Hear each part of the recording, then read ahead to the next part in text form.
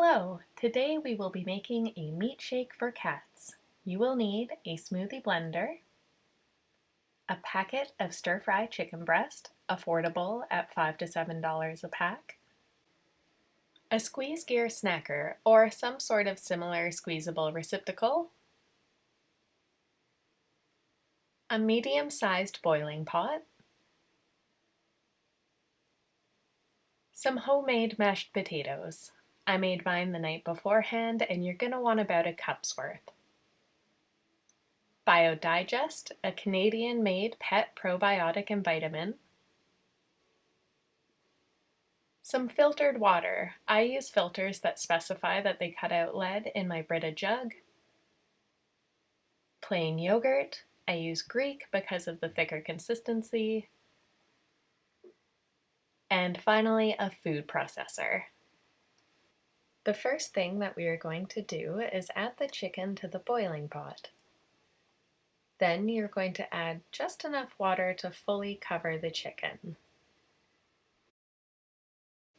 We will be using this water later on to improve the viscosity of the blend.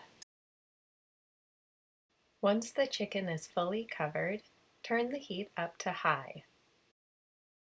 Now we are going to add a pinch of salt, I use Himalayan pink salt, and a splash of grapeseed oil into the water.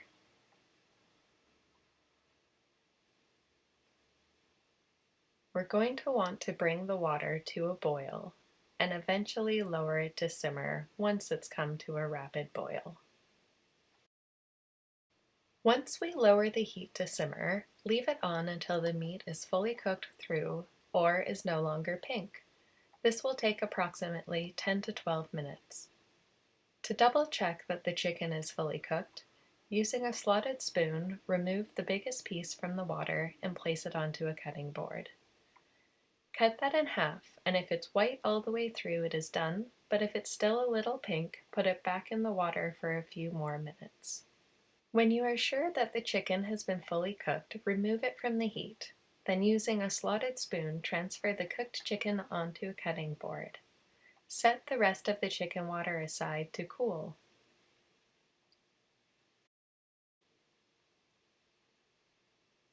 Then we are going to chop the chicken into bite-sized pieces. This is to ensure that the food processor has an easier job of blending.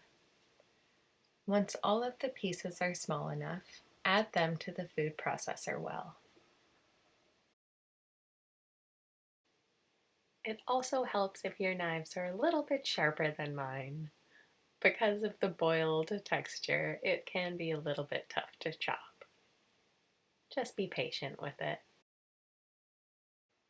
You will want to make sure and double check that the food processor well is facing the right direction. I did not do this and had quite messy technical difficulties.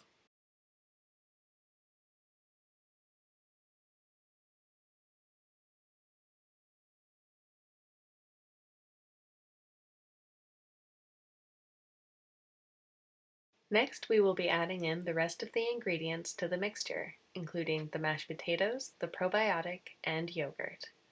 I usually just use a tablespoon for my cutlery drawer, and 2 heaping spoonfuls will do for this mixture.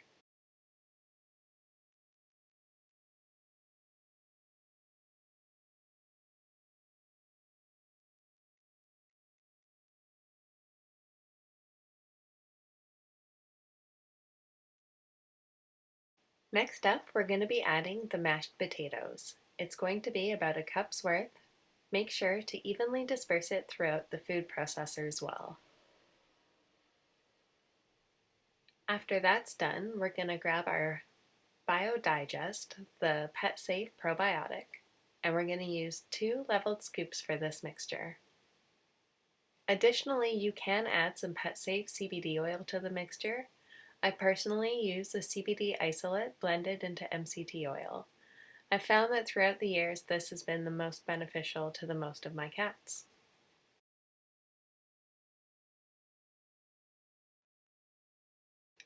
Next, you're going to add the cool chicken water up to the max fill liquid line in your food processor.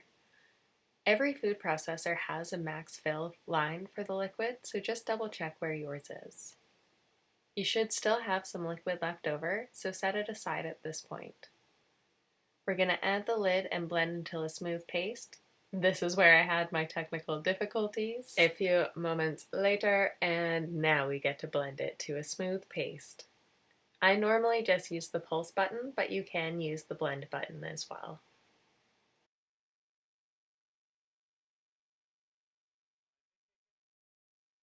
Okay, so once we've got that blended to a smooth paste, you can go ahead and stop and take the lid off. If you can, I had a little bit of difficulties here. Just gotta give myself a sec, I think. Shake it out a minute and open. You can double check the consistency with a fork. I normally just give it a quick little swirl to make sure there's no big obvious chunks of chicken left in there. You also want to be sure that the temperature isn't too hot before you put it into the smoothie blender, so just double check that before transferring. Now we're going to transfer the remaining paste into the smoothie blender. You're going to want to fill it about 2/3 full. I didn't fill it quite enough the first time, so I had to stop it, take it off, add a little bit more. So just make sure that you fill this cup enough. About 2/3 will do, so a little bit higher than this mark here. Then we're going to add some more of the chicken water just to improve the viscosity of it. Add the lid, and then we're going to put it on our smoothie blender base and go from there.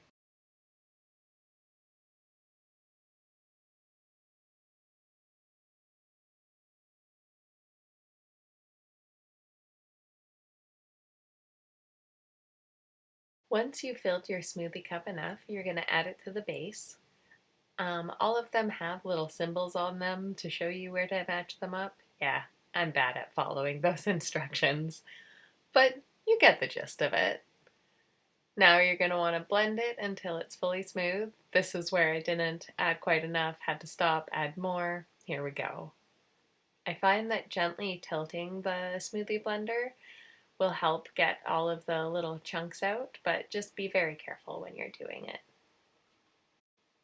The consistency you're going for is basically baby food puree. You just want to make sure that there's no chunks of chicken that could get stuck in the squeeze gear nipple. And now it's time for packaging and cleanup. I usually split my Meatshake mixtures into 2 containers, one Tupperware container for the fridge and one for the freezer. Just make sure that the container that you're freezing is freezer safe, otherwise it could crack, as my first blend did.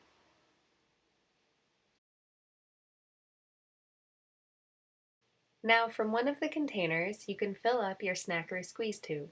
I personally really like the Gear Snacker one because it's silicone, easy to clean, safe to reuse, and if your cat doesn't finish it all in one go, it comes with a snap lid. What you're going to want to make sure to do though is ensure that the silicone nipple is inside out, otherwise it will not free flow. I discovered that after having a bit of a meat explosion the first time.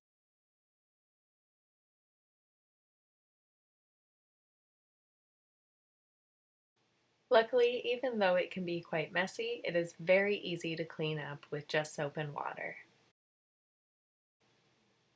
When you're adding the lid, you're going to want to make sure it is snapped shut, otherwise the squeeze bottom will keep squeezing on you. And now we're pretty much ready. It is time to appease the beasts. Treat your putters, and it might take a little bit to get the flow speed right, but that's totally okay. Both you and your cat will get it eventually.